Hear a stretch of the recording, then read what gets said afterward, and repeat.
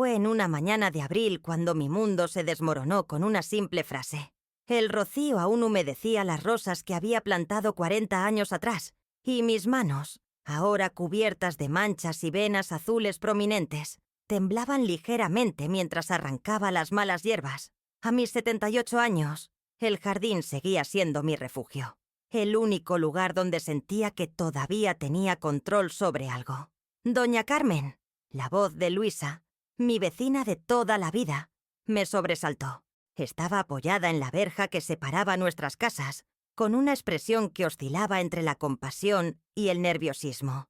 «Buenos días, Luisa», respondí, incorporándome lentamente, sintiendo cómo mi espalda protestaba con cada movimiento. Luisa miró a ambos lados, como asegurándose de que nadie nos escuchaba, antes de decir las palabras que cambiarían mi vida para siempre. «Carmen, perdóname por entrometerme, pero creo que debes saberlo. Ayer vi a Martín, tu hijo mayor, mostrándole la casa a un agente inmobiliario. Hablaban de cifras, de la ubicación privilegiada, de...» Hizo una pausa, visiblemente incómoda. «Tu hijo dijo, mi madre ya no puede vivir sola. La llevaremos a una residencia. El notario nos ha asegurado que podemos gestionar la venta con un poder que firmó hace años». El mundo se detuvo. Las palabras de Luisa flotaban a mi alrededor, negándome a comprenderlas del todo. ¿Mi casa? La casa donde di a luz a mis 3 hijos, donde enterré simbólicamente al Antonio, mi esposo, colocando sus cenizas bajo el naranjo que plantamos juntos. «Debe haber un error», murmuré, más para mí misma que para Luisa. «Carmen», su voz bajó aún más. «También escuché a Teresa, tu nuera, decirle a alguien por teléfono, la vieja ya es un estorbo. En esa casa podríamos construir 3 apartamentos modernos». Mi corazón, que había resistido casi 8 décadas de vida, se contrajo dolorosamente. Me apoyé en mi azada para no caerme. El jardín, mi paraíso, de repente parecía girar a mi alrededor. «Gracias, Luisa», fue todo lo que pude decir. Esa noche, cuando mis hijos vinieron a cenar como cada viernes, los observé con nuevos ojos. Martín, mi primogénito, tan parecido físicamente a su padre pero tan diferente en espíritu. Elena, mi única hija, siempre pendiente de su teléfono, distante, como si estar en la misma habitación que su madre fuera una obligación tediosa. Y Javier, el menor, que apenas hablaba, dominado completamente por su esposa Teresa, quien no se molestaba en ocultar su desdén hacia mí y hacia la casa que consideraba anticuada y pequeña para su estatus social. Durante la cena, serví la paella que había preparado toda la tarde, como siempre hacía. Nadie comentó que estaba deliciosa. Nadie preguntó por la receta secreta que había perfeccionado durante décadas. En cambio, notaba miradas furtivas entre ellos, susurros cuando me levantaba a buscar más pan o agua. «Mamá», dijo finalmente Martín, limpiándose la boca con la servilleta. «Hemos estado pensando que esta casa es demasiado grande para ti sola. El mantenimiento, las escaleras, el jardín, a tu edad, es peligroso». Sentí frío, a pesar del calor primaveral que entraba por la ventana. «Me las arreglo perfectamente», respondí, manteniendo la voz firme. «El jardín me mantiene activa. Y Manuel, el hijo de Luisa, viene cada 2 semanas a ayudarme con las reparaciones más complicadas». «Pero mamá», intervino Elena, finalmente apartando la mirada de su teléfono. «Hay residencias preciosas ahora, con actividades, personas de tu edad con quien hablar, atención médica. Además», añadió Teresa, sin molestarse en disimular su entusiasmo, «podrías obtener una buena suma por esta casa. El barrio se ha revalorizado mucho». «¿Vender mi casa?», pregunté mirándolos directamente. «Esta casa no está en venta». Un silencio incómodo se instaló en la mesa. Javier, que apenas había hablado, miró su plato como si contuviera los secretos del universo. «No tiene que ser ahora mismo», dijo Martín, adoptando el tono condescendiente que usaba con sus hijos pequeños. «Pero deberías ir haciéndote a la idea. Es lo mejor para todos». Aquella noche, después de que se marcharan, lloré por primera vez desde la muerte de Antonio. Lloré por la traición, por la soledad, por el miedo, pero también, mientras las lágrimas corrían por mis mejillas arrugadas, Sentí algo que no había experimentado en mucho tiempo. Determinación. Me levanté de la cama, encendí todas las luces de la casa y comencé a recorrerla como si fuera la primera vez. Cada rincón contenía una historia, un recuerdo. La marca en la pared del pasillo donde medíamos la altura de los niños cada cumpleaños. La abolladura en la puerta de la cocina de cuando Martín aprendía a andar y chocó con su andador. La ventana del salón desde donde Antonio y yo veíamos las estrellas en las noches de verano, haciendo planes para una vejez que él nunca alcanzaría. Al amanecer, había tomado una decisión. No permitiría que me arrebataran mi hogar, mis recuerdos, mi independencia. Si mis propios hijos me consideraban un estorbo, les demostraría que esta vieja todavía tenía mucha vida por delante. Lo que no sabía entonces era que la batalla que estaba a punto de emprender cambiaría no solo mi destino, sino también el de toda mi familia. Y que a veces las heridas más profundas vienen de quienes más amamos, pero también, a veces, la salvación llega de los lugares más inesperados. Los días siguientes a mi descubrimiento fueron como caminar por arenas movedizas. Cada paso que daba parecía hundirme más en una realidad que me negaba a aceptar. Mis hijos, aquellos bebés que había cunado en mis brazos, que había consolado durante noches de fiebre y pesadillas, que había educado para ser personas íntegras y compasivas, ahora conspiraban a mis espaldas para despojarme de mi hogar. Una mañana decidí enfrentarme a la situación de frente. Llamé a mi viejo amigo Ernesto, un abogado jubilado que había sido compañero de Antonio en la universidad. A sus 80 años, Ernesto conservaba una mente brillante y una lealtad inquebrantable. ¿Un poder?, dijo Oti frunciendo el ceño después de escuchar mi relato. ¿Recuerdas haber firmado algo así, Carmen? Rebusqué en mi memoria. Hace unos años, cuando me operaron de la cadera, firmé varios documentos que Martín me trajo al hospital. Me aseguró que eran simples trámites para que ellos pudieran ocuparse de mis asuntos si la recuperación se complicaba. «Dios mío, Ernesto», murmuré, sintiendo cómo el pánico me invadía. Confié en ellos. Firmé sin leer. Estaba sedada, confundida. Ernesto tomó mis manos entre las suyas, sus ojos azules, ahora rodeados de arrugas profundas. Me miraron con determinación. «Tranquila, vieja amiga. Vamos a ti a averiguar exactamente qué firmaste y qué alcance tiene. Y mientras tanto, te recomiendo que no menciones nada de esto a tus hijos.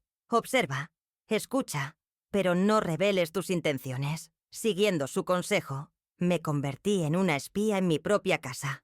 Cuando Martín venía con su esposa Isabel, fingía estar más cansada de lo que realmente estaba, dejando que hablaran con libertad, creyendo que no les prestaba atención. Fue así como descubrí que ya tenían una oferta por la casa.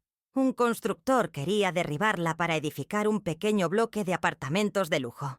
«El único problema es la vieja», escuché decir a Teresa una tarde, cuando creían que estaba dormitando en el sillón.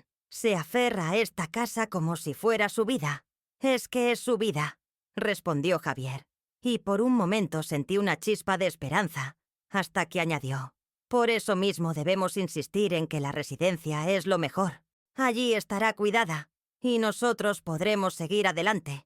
Seguir adelante, como si yo fuera un obstáculo en su camino, una carga de la que deshacerse». El golpe definitivo llegó una semana después. Elena vino a visitarme. Algo inusual en un día laborable. Traía consigo folletos de varias residencias para mayores. «Mira, mamá», dijo, extendiendo los brillantes folletos sobre la mesa de la cocina. «Esta tiene incluso piscina climatizada. Y esta otra organiza excursiones semanales». Observé las fotografías. Ancianos sonrientes jugando a las cartas, comiendo en comedores impersonales, paseando por jardines artificialmente perfectos. No vi ni un solo rostro que reflejara la verdadera vejez, la dignidad mezclada con el miedo, la sabiduría entrelazada con la fragilidad. «¿Y esta?», pregunté señalando una residencia particularmente lujosa. «Oh, esa es maravillosa», respondió Elena, entusiasmada. «Pero, siendo sincera, está un poco fuera de nuestro presupuesto. A menos que vendamos la casa», completé por ella. Elena tuvo la decencia de sonrojarse. Bueno, sí, con lo que obtendríamos por la venta, podríamos asegurarte los mejores cuidados durante... Se detuvo, evitando decir el resto de tu vida. ¿Y han considerado lo que yo quiero? Pregunté manteniendo la voz calmada, aunque por dentro sentía un volcán de emociones. Mamá, ya no estás en edad de vivir sola. La semana pasada te caíste en el jardín. Me tropecé. Elena, la gente se tropieza a cualquier edad, pero a tu edad, una caída puede ser fatal. ¿Y si te rompes la cadera otra vez? O peor, la cabeza. Podrías pasar días sin que nadie lo supiera. Tengo vecinos, amigos que me visitan. Luisa viene cada mañana a tomar café conmigo. Elena suspiró, como si estuviera explicando algo obvio a un niño testarudo. No podemos depender de la buena voluntad de los vecinos. Mamá, necesitas cuidados profesionales. Después de que Elena se marchara, me senté en el porche trasero, contemplando el jardín que Antonio y yo habíamos diseñado juntos. Cada planta, cada árbol, tenía una historia.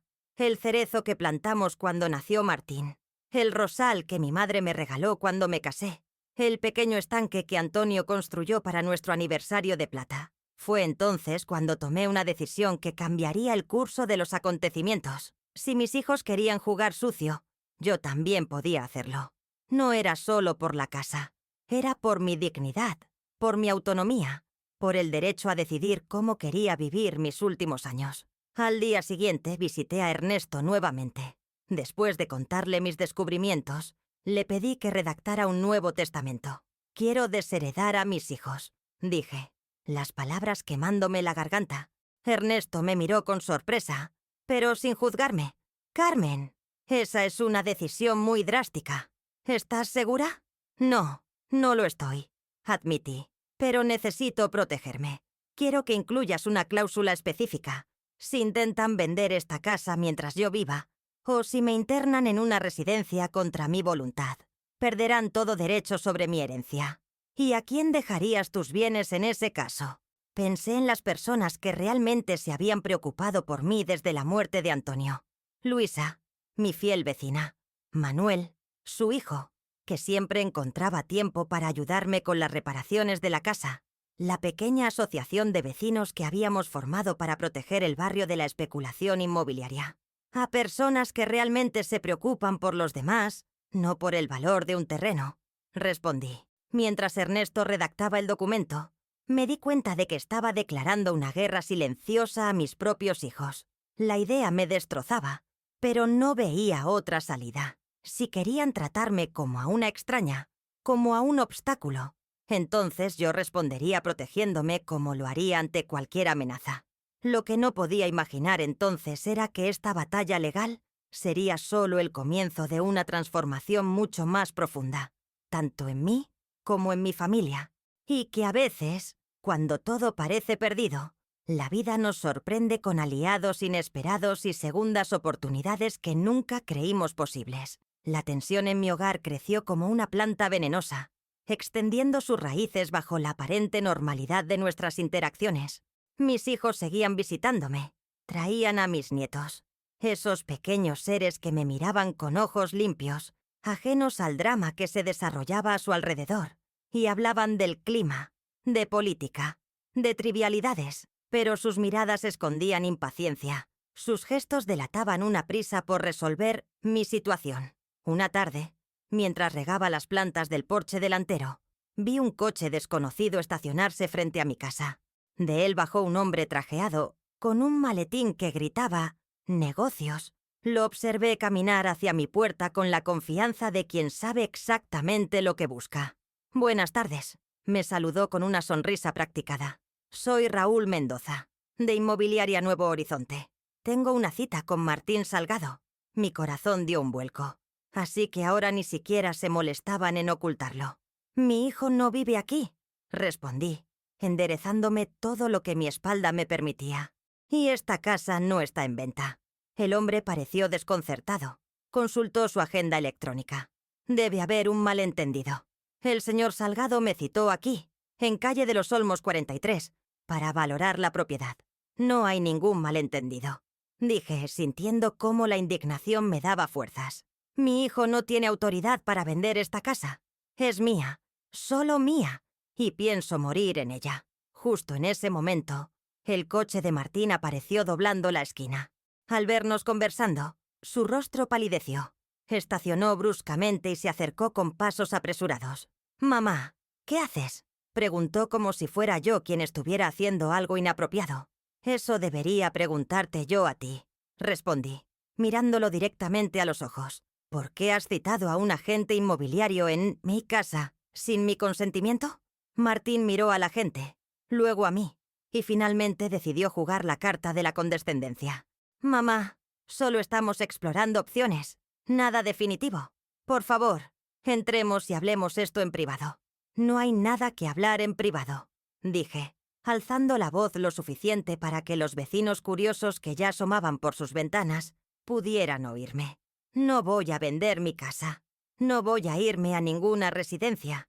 Y si intentas forzarme, te aseguro que te arrepentirás». El agente inmobiliario, visiblemente incómodo, murmuró algo sobre volver en otro momento y prácticamente huyó hacia su coche. Martín me tomó del brazo, su rostro contorsionado por una mezcla de vergüenza y rabia. «¿Te has vuelto loca? ¿Quieres que todo el barrio piense que tus hijos te están abandonando? ¿No es eso exactamente lo que estáis haciendo?», repliqué liberándome de su agarre, conspirando a mis espaldas, tratándome como si ya no tuviera capacidad para decidir sobre mi propia vida.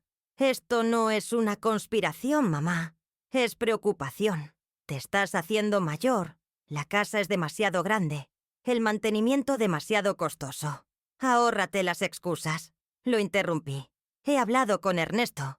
Sé lo del poder que me hiciste firmar cuando estaba en el hospital. Sé que legalmente podríais vender la casa sin mi consentimiento. Pero también sé que he redactado un nuevo testamento». Martín me miró con una mezcla de sorpresa y cautela. «¿Un nuevo testamento? ¿Qué tiene que ver eso con...?» «Tiene que ver con todo», dije, sintiendo una extraña calma. «Si tú o tus hermanos intentáis venderme esta casa mientras yo viva, o me internáis en una residencia contra mi voluntad, perderéis todo derecho sobre mi herencia. Todo. La casa, los ahorros, hasta el último céntimo». La cara de mi hijo pasó del desconcierto a la indignación. «¿Nos estás amenazando con desheredarnos? ¿A tus propios hijos? Os estoy protegiendo de cometer un error que nunca os perdonaríais», respondí, sintiendo cómo las lágrimas pugnaban por salir. «Porque el día que me arranquéis de este hogar contra mi voluntad, dejaré de ser vuestra madre, y vosotros dejaréis de ser mis hijos». Esa noche, después de que Martín se marchara furioso, me senté en el viejo sillón de Antonio y lloré hasta quedarme sin lágrimas. ¿Cómo habíamos llegado a esto? ¿En qué momento mis hijos habían dejado de verme como una persona con deseos y derechos propios? Al día siguiente, mientras desayunaba en la cocina, escuché golpes en la puerta trasera. Era Manuel, el hijo de Luisa, con su caja de herramientas. «Buenos días, doña Carmen», saludó con su sonrisa sincera. Venía a revisar ese grifo que gotea. Le ofrecí café, que aceptó gustoso. A sus 45 años, Manuel era un hombre tranquilo, trabajador, que había criado solo a su hija Sofía después de que su esposa los abandonara por otro hombre.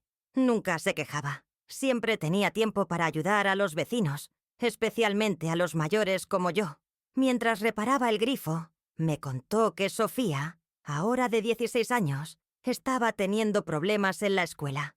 No por las notas, que eran excelentes, sino por el acoso de algunas compañeras que la consideraban rara, por su pasión por la botánica y los libros antiguos.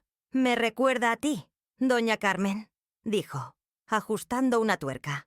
«Siempre con sus plantas, hablándoles como si fueran personas». Sonreí, recordando cómo Antonio solía bromear, diciendo que tenía más conversaciones con mis rosales que con él.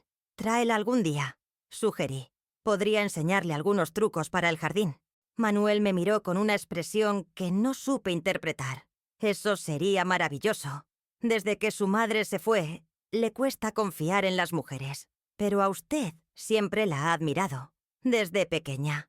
Después de que Manuel se marchara, me quedé pensando en Sofía, una adolescente solitaria, incomprendida, apasionada por la naturaleza, tan parecida a mí cuando tenía su edad, antes de conocer a Pon Antonio, cuando soñaba con ser botánica en lugar de convertirme en esposa y madre, como dictaban las convenciones de la época. Esa misma tarde, mientras arrancaba malas hierbas del jardín, tuve una idea que, sin saberlo entonces, cambiaría no solo mi vida, sino también la de Sofía y la dinámica familiar que había dado por sentada durante décadas. Llamé a Manuel esa misma noche. ¿Crees que a Sofía le interesaría ayudarme con el jardín?, pregunté. Podría pagarle. No mucho, pero algo para sus gastos. Y a cambio, yo le enseñaría todo lo que sé sobre plantas. La propuesta fue recibida con entusiasmo. 2 días después, Sofía apareció en mi puerta. Era una joven alta, delgada, con ojos inteligentes que parecían analizar todo a su alrededor. Su timidez inicial se desvaneció en cuanto empezamos a hablar de plantas. Me sorprendió su conocimiento, su curiosidad insaciable, la forma en que sus dedos acariciaban las hojas como si leyeran su historia. Durante las semanas siguientes, Sofía se convirtió en una presencia constante en mi jardín y en mi vida. Venía después de la escuela, los fines de semana, a veces incluso durante la hora del almuerzo, entre plantaciones y podas, entre abonos y trasplantes, fue abriéndose, contándome sus sueños, sus miedos, el dolor que aún sentía por el abandono de su madre. Una tarde, mientras disfrutábamos de un té helado bajo la sombra del cerezo, me confesó: a veces pienso que mi madre tuvo razón en irse, que yo nunca seré suficiente para hacer que alguien se quede.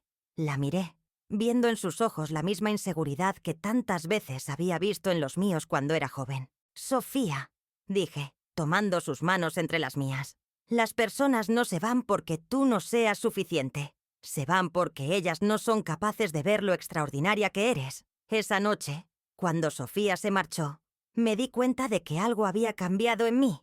La batalla con mis hijos por la casa había pasado a un segundo plano.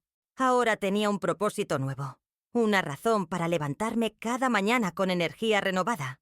Ser para Sofía la mentora que yo nunca tuve, la mujer que la ayudaría a descubrir su propio valor.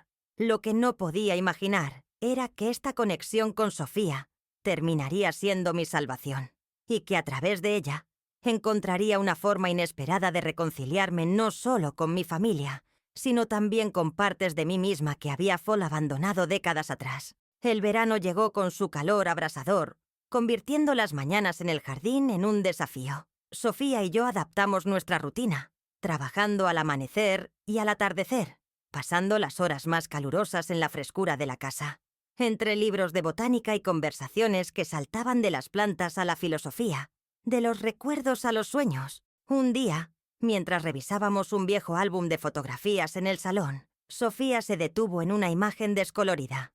Una joven de unos 20 años, con bata blanca, sosteniendo orgullosa un diploma. ¿Quién es?, preguntó con curiosidad. Tomé la fotografía entre mis manos, sintiendo una oleada de nostalgia. Soy yo, respondí. Cuando me gradué en botánica, antes de conocer a Pot Antonio, Sofía me miró con asombro. ¿Estudiaste botánica? ¿Eres científica? Sonreí ante su entusiasmo. Lo fui, por un breve tiempo.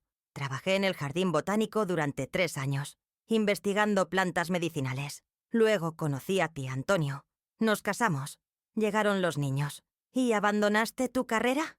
La incredulidad en su voz me hizo ver mi propia vida a través de sus ojos jóvenes. Modernos. Eran otros tiempos. Sofía. Las mujeres debíamos elegir entre familia o profesión. Y yo elegí. ¿Te arrepientes? La pregunta quedó flotando entre nosotras. ¿Me arrepentía? Había amado a Antonio profundamente. Había disfrutado criando a mis hijos. Había encontrado satisfacción en crear un hogar. Pero a veces, en las noches silenciosas, había soñado con el camino no recorrido, con los descubrimientos no realizados, con la mujer que podría haber sido. Arrepentirse es inútil, respondí finalmente. Pero a veces me pregunto qué habría pasado si hubiera encontrado una forma de tener ambas cosas. Sofía siguió pasando las páginas del álbum, deteniéndose en otra fotografía. Yo en el jardín, décadas atrás, con un cuaderno de notas, estudiando una planta.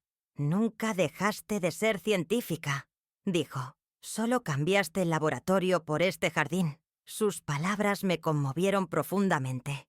Era cierto. El jardín había sido mi laboratorio personal, mi espacio de experimentación y descubrimiento.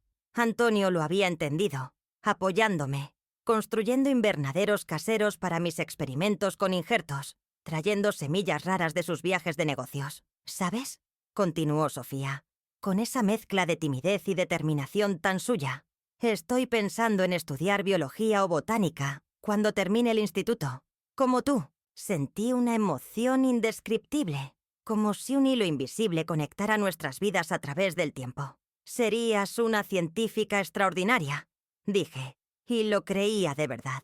Esa misma noche, después de que Sofía se marchara, recibí una llamada inesperada. Era Elena, mi hija, sonando inusualmente nerviosa. «Mamá, tenemos que hablar. Todos. ¿Podemos ir mañana?»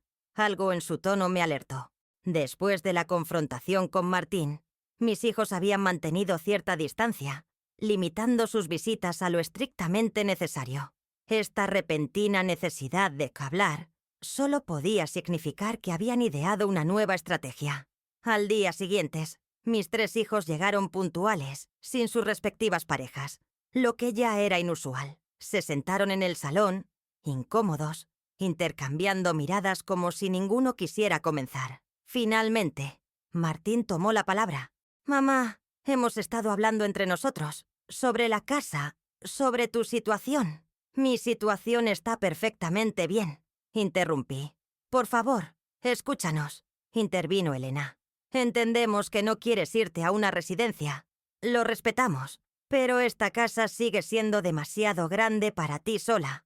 El mantenimiento, los gastos. He estado investigando», continuó Javier, sorprendiéndome con su iniciativa. «Algo raro en él. Hay apartamentos pequeños, adaptados para personas mayores, en barrios tranquilos. Podríamos encontrar uno cerca de cualquiera de nosotros, para poder visitarte más a menudo». Así que esa era la nueva estrategia. Un apartamento en lugar de una residencia. Vender la casa de todas formas, pero dándome la ilusión de independencia. «¿Y qué pasa con mi jardín?», pregunté, sabiendo que esa era una pregunta para la que no tendrían respuesta. «Podrías tener algunas macetas en la terraza», sugirió Elena, como si unas cuantas macetas pudieran reemplazar 40 años de creación y cuidado. Estaba a punto de responder cuando sonó el timbre. Era Sofía, que venía como cada tarde para nuestra sesión de jardinería. «Pasa, querida», la invité, notando las miradas sorprendidas de mis hijos. «Te presento a mis hijos, Martín, Elena y Javier». Sofía los saludó con educación, aunque pude notar su incomodidad al sentir la tensión en el ambiente. «¿Puedo volver más tarde?», ofreció. «No, quédate», insistí. «De hecho, me gustaría que escucharas esto. Mis hijos creen que debería vender esta casa y mudarme a un pequeño apartamento donde pueda tener unas cuantas macetas en lugar de mi jardín». Los 3 me miraron con expresiones que oscilaban entre la sorpresa y la indignación. No estaban acostumbrados a que ventilara nuestros asuntos familiares delante de extraños. «Mamá, esto es un tema privado», dijo Martín, con una sonrisa tensa. «Podemos hablarlo cuando estemos solos». Sofía, intuyendo la incomodidad, dio un paso hacia la puerta. «De verdad, doña Carmen, ¿puedo volver más tarde? Por favor, quédate», insistí con una firmeza que sorprendió a todos, incluida a mí misma. Sofía ha sido más familia para mí en estos últimos meses que muchos que llevan mi sangre. Tiene derecho a estar aquí. El silencio que siguió fue denso, cargado de emociones contenidas. «¿Quién es exactamente esta chica?», preguntó Elena, mirando a Sofía de arriba abajo con desconfianza. «Es mi aprendiz», respondí con orgullo. «Estoy enseñándole todo lo que sé sobre botánica y jardinería. Y ella me está ayudando a documentar las especies raras que hemos cultivado aquí durante décadas». «¿Documentar?», preguntó Javier, confundido. «¿Para qué?». Sofía, que hasta entonces había permanecido callada, dio un paso adelante. A pesar de su timidez habitual, su voz sonó clara y segura. «Su madre ha creado un ecosistema único en este jardín», explicó. «Hay especies híbridas que ella misma ha desarrollado a lo largo de los años.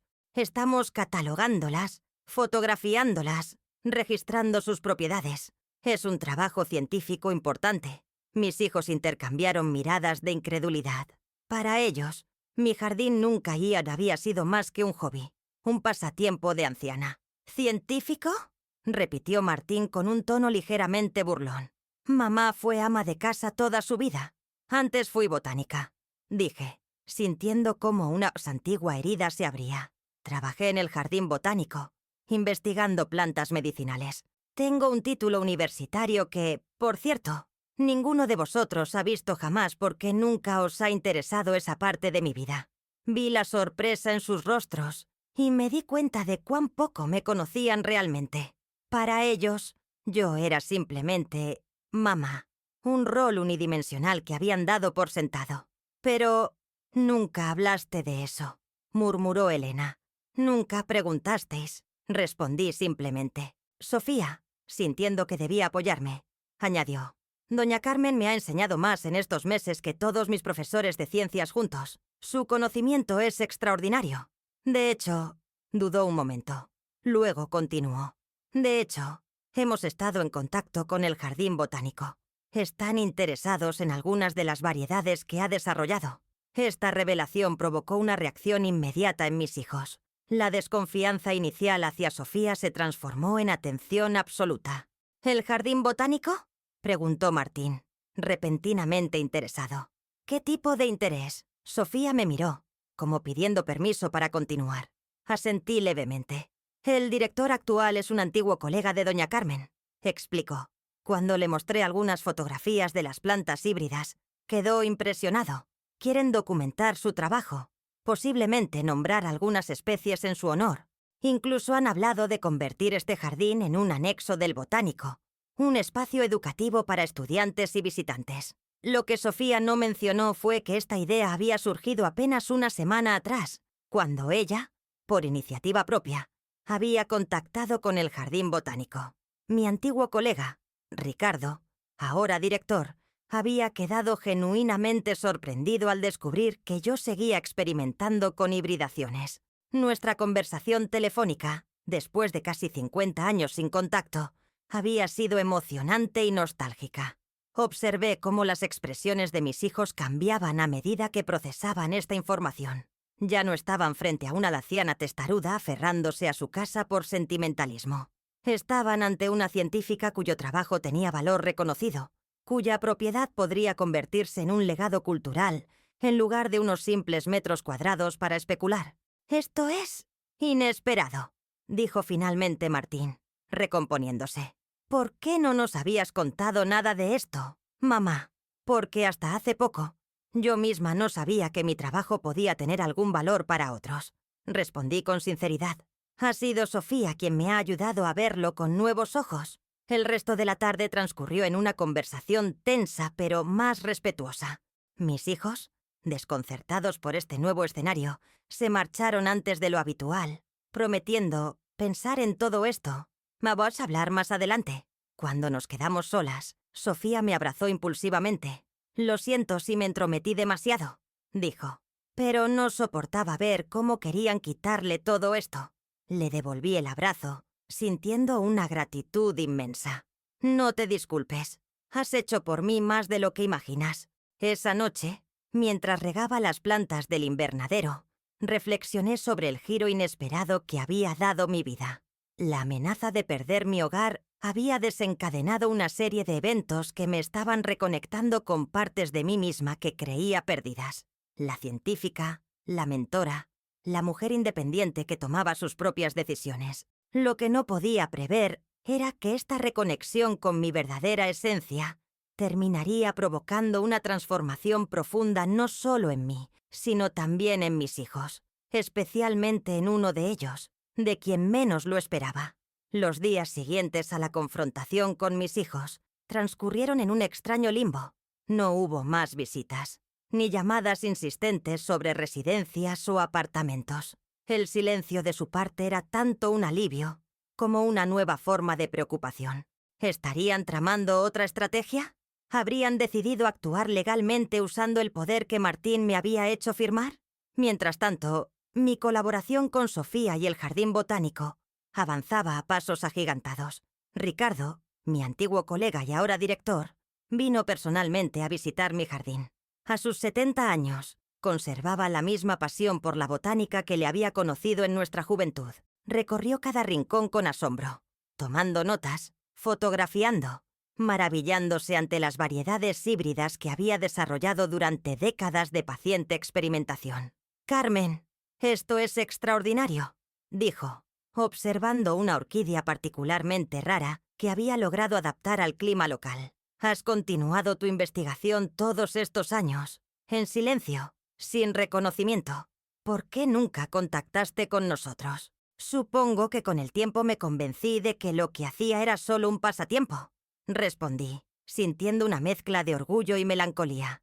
«Antonio siempre me animó, pero después de su muerte, simplemente seguí por inercia, por amor a las plantas, sin pensar que pudiera tener valor científico».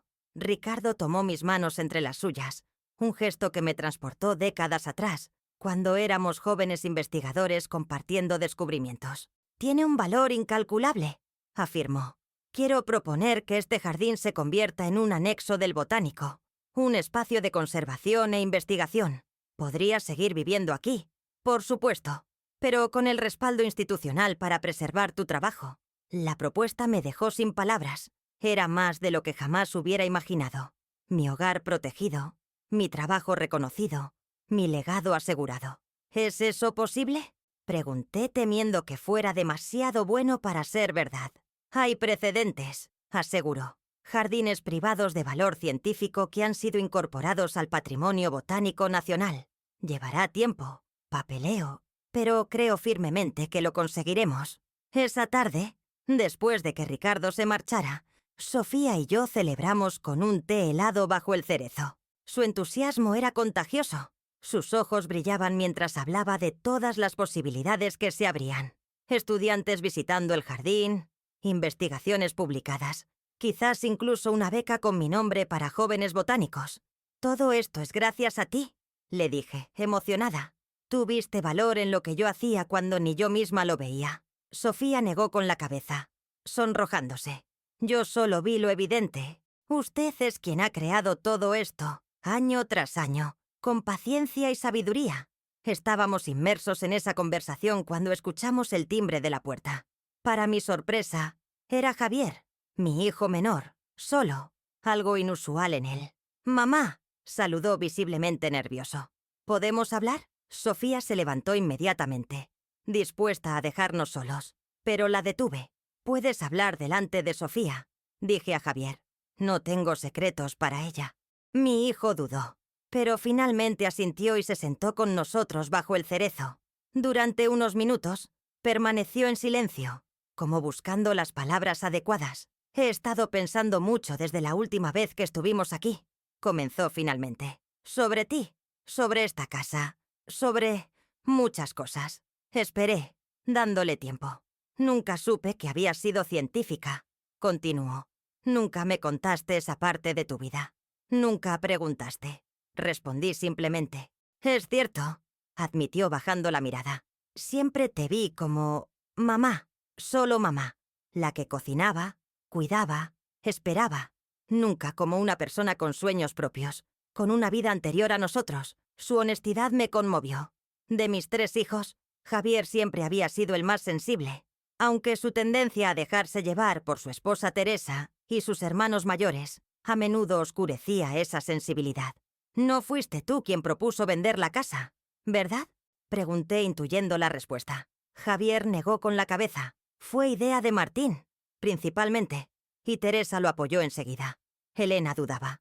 «Pero ya sabes cómo es cuando Martín toma una decisión. Y yo...». Su voz se quebró ligeramente. Yo simplemente callé, como siempre. «¿Y ahora?», pregunté suavemente. «Ahora he venido a decirte que no estoy de acuerdo», respondió irguiéndose ligeramente. «He discutido con Martín, con Teresa, incluso con Elena. Les he dicho que no permitiré que te saquen de aquí contra tu voluntad».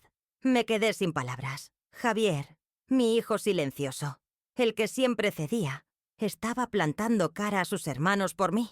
«¿Qué te ha hecho cambiar de opinión?», pregunté, genuinamente curiosa.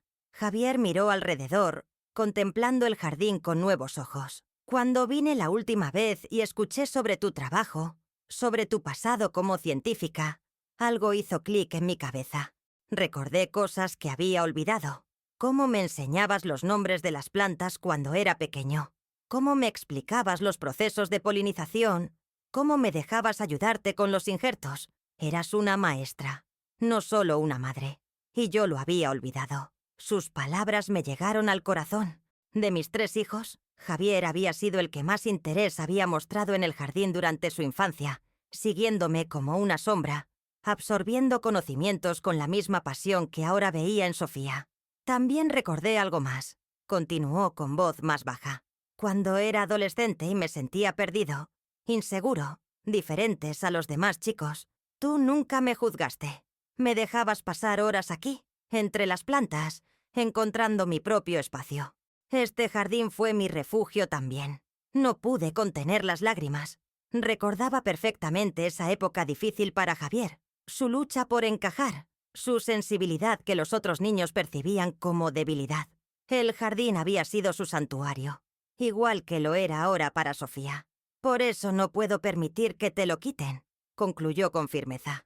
No solo estarían despojándote de tu hogar, sino de tu obra, de tu legado. Sofía, que había permanecido en silencio, observando con discreción, intervino suavemente. ¿Sabe su hermano que ha venido hoy? Javier negó con la cabeza. No, y probablemente se enfurecerá cuando lo sepa. Martín ya ha contactado con un abogado para revisar el poder que mamá firmó, para confirmar que pueden proceder con la venta incluso con su oposición. Un escalofrío me recorrió. Así que la guerra continuaba, a pesar de todo. ¿Y Teresa? Pregunté refiriéndome a su esposa, conocida por su influencia sobre él. La expresión de Javier se ensombreció. Teresa y yo estamos pasando por un momento difícil. No está de acuerdo con mi postura. Dice que estoy traicionando a la familia por una vieja sentimental. El dolor en su voz era palpable. Sabía lo mucho que amaba a Teresa, a pesar de su carácter dominante. Lo siento, murmuré. No quiero causarte problemas matrimoniales. No es tu culpa, mamá, respondió con una serenidad que nunca le había visto. Creo que esto solo ha puesto de manifiesto problemas que ya existían. Teresa y yo nunca hemos compartido los mismos valores. Quizás era hora de enfrentarlo. Nos quedamos en silencio unos momentos, cada uno sumido en sus propios pensamientos. Finalmente, Javier habló de nuevo, esta vez con determinación renovada.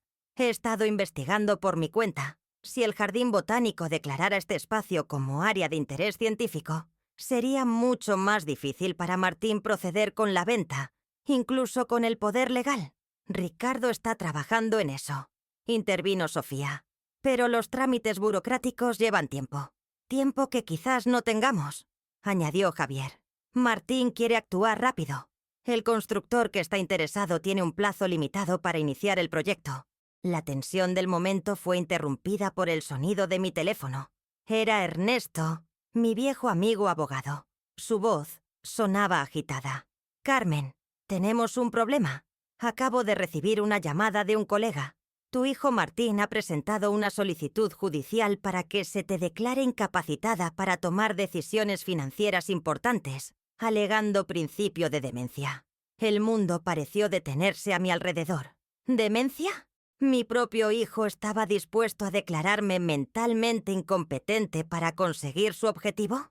Eso es absurdo, dije, sintiendo cómo la indignación me daba fuerzas. Cualquier médico confirmaría que estoy en pleno uso de mis facultades. Lo sé, pero estos procesos pueden ser largos y complicados. Mientras tanto, podrían congelar cualquier decisión sobre la propiedad, impidiéndote incluso los trámites con el Jardín Botánico. Cuando colgué, tanto Javier como Sofía me miraban con preocupación. Les conté la situación, viendo cómo la expresión de mi hijo pasaba de la incredulidad a la rabia. No puedo creer que Martín haya llegado tan lejos, dijo, apretando los puños. Esto ya no es solo por el dinero.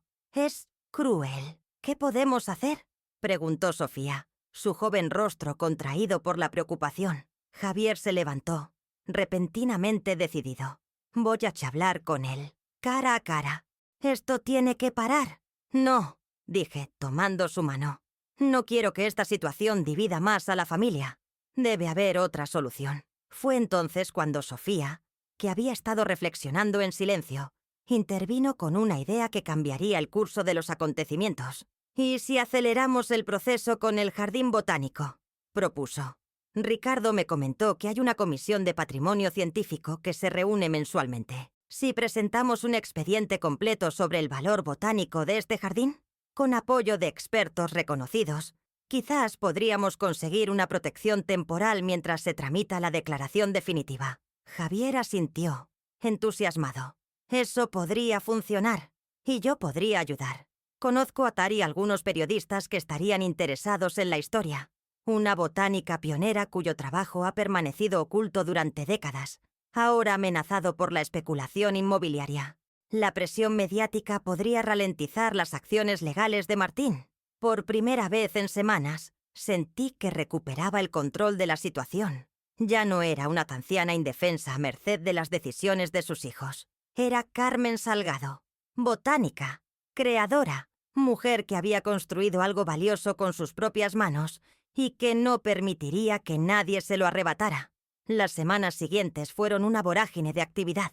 Sofía prácticamente se mudó a mi casa, trabajando incansablemente en la documentación del jardín, fotografiando cada especie, recopilando mis notas dispersas a lo largo de décadas, organizando todo en un expediente científico impecable. Javier, por su parte, cumplió su promesa. Contactó con periodistas, con profesores universitarios, con activistas medioambientales. La historia de mi jardín empezó a sin aparecer en periódicos locales, luego en programas de radio, incluso en un reportaje de televisión regional. Ricardo movilizó a sus colegas del jardín botánico. Pronto, mi modesto jardín se convirtió en lugar de peregrinación para botánicos de toda la región, maravillados ante especies que creían extinguidas o hibridaciones que nunca habían visto. Martín, por supuesto, no se quedó de brazos cruzados. Intentó acelerar el proceso judicial. Presionó al constructor para que presentara una oferta irrechazable. Incluso trató de limitar mis visitas alegando que me sobreexcitaban y perjudicaban mi salud. Pero algo había cambiado fundamentalmente en la dinámica familiar. Javier, mi hijo silencioso, se había convertido en mi defensor más feroz. Elena, siempre influenciable, comenzó a dudar de la estrategia de Martín, especialmente cuando sus propios hijos, mis nietos, le preguntaron por qué querían quitarle el jardín a la abuela. El punto de inflexión llegó una tarde de octubre, casi 6 meses después de que mi vecina Luisa me revelara los planes de mis hijos. La Comisión de Patrimonio Científico del Jardín Botánico se reunió de emergencia para evaluar mi caso.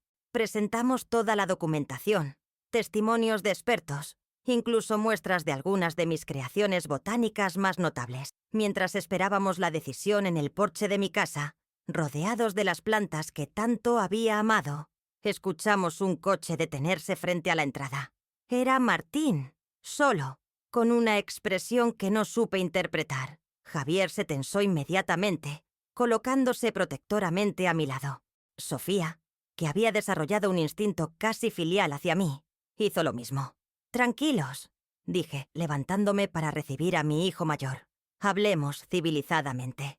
Martín avanzó por el sendero del jardín, observando a su alrededor como si lo viera por primera vez. Se detuvo frente a nosotros, incómodo bajo las miradas hostiles de Javier y Sofía. «Mamá», comenzó, su voz sorprendentemente suave. «Creo que tenemos que hablar». «Estoy escuchando», respondí, manteniendo la calma. Martín dudó. Luego continuó. «He retirado la solicitud judicial y he cancelado las negociaciones con el constructor». La sorpresa nos dejó sin palabras. Fue Javier quien reaccionó primero. «¿Por qué este cambio repentino? ¿Qué estás tramando ahora?» Martín le lanzó una mirada irritada, pero luego suavizó su expresión. «No estoy tramando nada. He venido a disculparme». Se volvió hacia mí y por primera vez en mucho tiempo vi vulnerabilidad en sus ojos. «He estado equivocado, Big Mamá. Tremendamente equivocado. Creí que estaba actuando en tu mejor interés, pero en realidad estaba pensando en mí mismo, en el dinero, en la comodidad de una solución rápida». Su honestidad me dejó sin palabras. «¿Qué te hizo cambiar de opinión?», pregunté. Martín miró alrededor, hacia el jardín que ahora florecía con los colores del otoño. Fueron varias cosas. El reportaje en televisión, donde te vi hablar con tanta pasión sobre tu trabajo. Los artículos que explicaban el valor científico de lo que has creado aquí. Pero, sobre todo, hizo una pausa, visiblemente emocionado. Fue mi hijo, tu nieto Pablo. ¿Pablo? Pregunté sorprendida. Pablo, de 16 años, siempre había sido un adolescente distante, absorto en su mundo digital. Sí, vio el reportaje sobre ti y se enfureció conmigo. Me dijo cosas duras pero ciertas. Me preguntó qué clase de persona era yo, queriendo destruir el legado de mi propia madre. Me mostró que te seguía viendo como la abuela, no como la científica brillante que eres, y me hizo darme cuenta de que estaba repitiendo los mismos errores que mi padre y yo cometimos contigo hace décadas. Las lágrimas asomaron a mis ojos. ¿Mi nieto Pablo? ¿Defendiéndome con tanta pasión? Quiero arreglar las cosas, mamá, continuó Martín. No puedo deshacer el daño que he causado, pero puedo ayudar a proteger tu trabajo. De hecho, sacó un sobre de su chaqueta. He traído algo. Era una carta oficial del Jardín Botánico. La abrí con manos temblorosas y leí en voz alta. Nos complace informarle que la Comisión de Patrimonio Científico ha decidido por unanimidad declarar el Jardín Salgado como espacio de interés botánico excepcional, otorgándole protección inmediata contra cualquier alteración de su ecosistema. Asimismo, nos honra ofrecerle, Dra. Carmen Salgado, el puesto de directora honorífica de este nuevo anexo del Jardín Botánico Nacional. Las lágrimas no me dejaron continuar. Sofía tomó la carta y siguió leyendo, su voz quebrada por la emoción. El jardín estaba salvado. Mi trabajo, reconocido. Mi legado, asegurado. ¿Cómo? Comencé a preguntar, mirando a Martín. Hablé con Ricardo, explicó. Le conté toda la verdad. Le pedí que acelerara el proceso. Usé mis contactos en el ayuntamiento para eliminar obstáculos burocráticos. Era lo mínimo que podía hacer. Javier, que había escuchado en silencio, dio un paso hacia su hermano. Por un momento temí un enfrentamiento, pero en lugar de eso, le tendió la mano. Gracias, dijo simplemente. Martín asintió, aceptando el gesto. Lamento que haya sido necesario llegar tan lejos para que yo entendiera, dijo, volviéndose hacia mí. Nunca fue realmente por el dinero, ¿sabes? Era miedo. Miedo a que te pasara algo viviendo sola. Miedo a no saber cuidarte. Miedo a tomar decisiones equivocadas. Pero en lugar de hablar contigo, de escucharte, decidí que yo sabía qué era mejor para ti. El miedo nos hace cometer errores, respondí, tomando su mano. Lo importante es reconocerlos y aprender. Esa noche, por primera vez en muchos meses, toda mi familia se reunió en mi jardín. Elena vino con sus hijos. Incluso Teresa apareció, visiblemente incómoda, pero haciendo un esfuerzo. Pablo, mi nieto adolescente, me sorprendió con su conocimiento sobre algunas de mis plantas, fruto de investigaciones que había hecho por su cuenta. Mientras servía limonada bajo las estrellas, en el mismo jardín que había estado a punto de perder, me sentí profundamente agradecida. No solo había salvado mi hogar y mi obra, sino que había recuperado algo mucho más valioso. Mi identidad como científica, como creadora, como mujer autónoma y respetada. Sofía, sentada mientras tintas, susurró. «¿Ve? Al final su vecina estaba equivocada. No era un estorbo en esta casa. Era su alma, su razón de ser». Sonreí, recordando aquellas duras palabras que habían desencadenado todo. Tus hijos ya vendieron todo. Tú solo estorbas en esa casa. ¿Qué lejos quedaban ahora? A veces, respondí, observando a mi familia reunida en el jardín que tanto amaba. Necesitamos que alguien amenace con quitarnos algo para darnos cuenta de cuánto lo valoramos realmente. Mientras la noche caía sobre mi pequeño Edén, supe con certeza que había ganado mucho más de lo que había estado a punto de perder. A mis 78 años, no estaba al final de mi camino, sino al comienzo de una nueva etapa. Como mentora de Sofía, como directora honorífica del jardín, como madre y abuela redescubierta por su familia, y sobre todo, como Carmen Salgado, la botánica que nunca dejó de serlo, aunque el mundo, y ella misma, lo hubiera olvidado durante décadas.